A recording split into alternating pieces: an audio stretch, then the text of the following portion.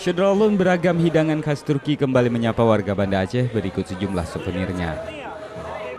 Mengambil tempat di Taman Sari atau kini disebut Taman Bustanus Salatin, Kota Banda Aceh, dapur Made in Turki ini akan hadir hingga 3 hari ke depan. Ragam menu hidangan yang dihadirkan diantaranya adalah kebab, manisan, hingga kopi Turki.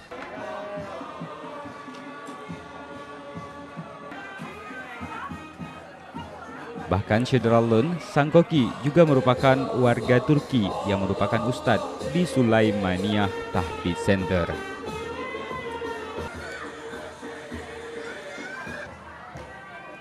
Bagi panitia, kegiatan ini bukan sekedar memperkenalkan hidangan Turki ke masyarakat Aceh, tapi juga sebagai misi sosial.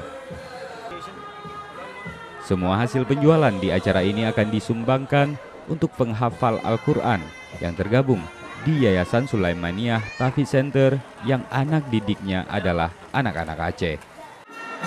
Alhamdulillah masyarakat Aceh semuanya datang sini untuk makanan sambil infak sekalian. Yang dari tempat lain tanya-tanya juga yang ada buka atau enggak.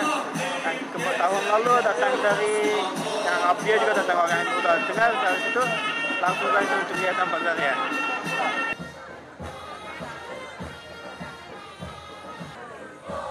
Dari Banda Aceh, Muhammad Ansar, Serambi On TV.